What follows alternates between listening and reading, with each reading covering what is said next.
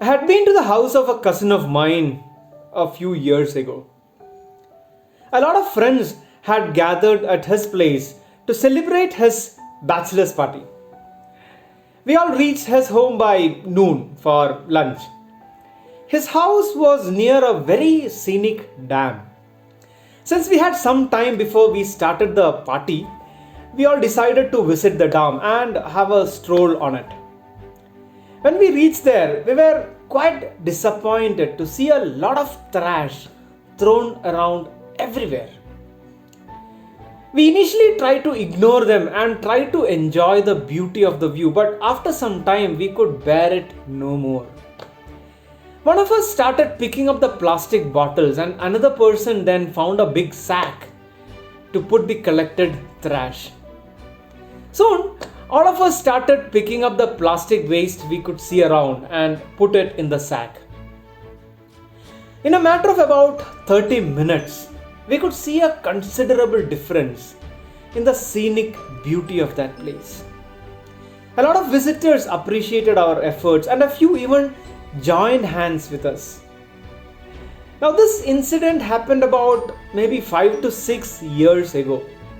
The reason why I remembered the story is because the last day, one of the guys who were in the group with us in the cleansing drive called me up and told me how that incident had changed his attitude and life. He always used to complain about the pathetic state of our public places. He used to turn a blind eye towards such trash. But now, he was leading a team of people who were initiating such drives around the city. He even got an appreciation mail from the collector of the district for the great work he and his team is doing for the city.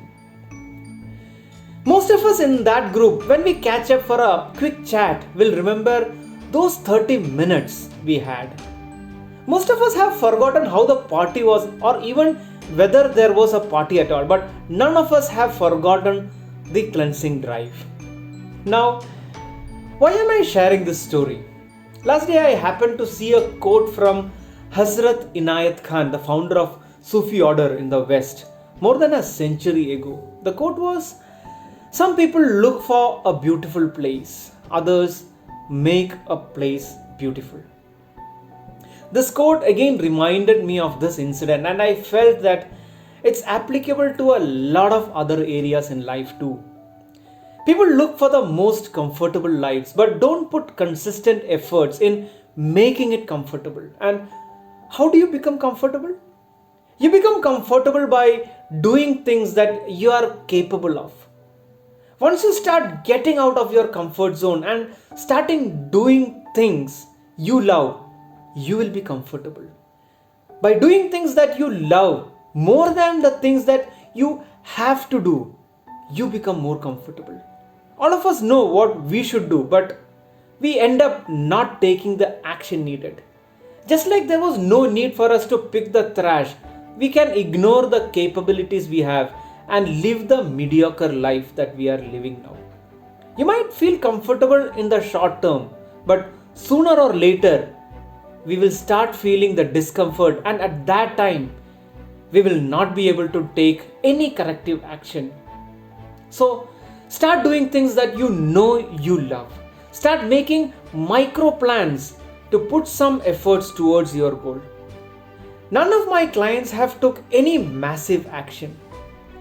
What they have done is taking small steps, but over time, they have seen huge successes in their professional and personal lives.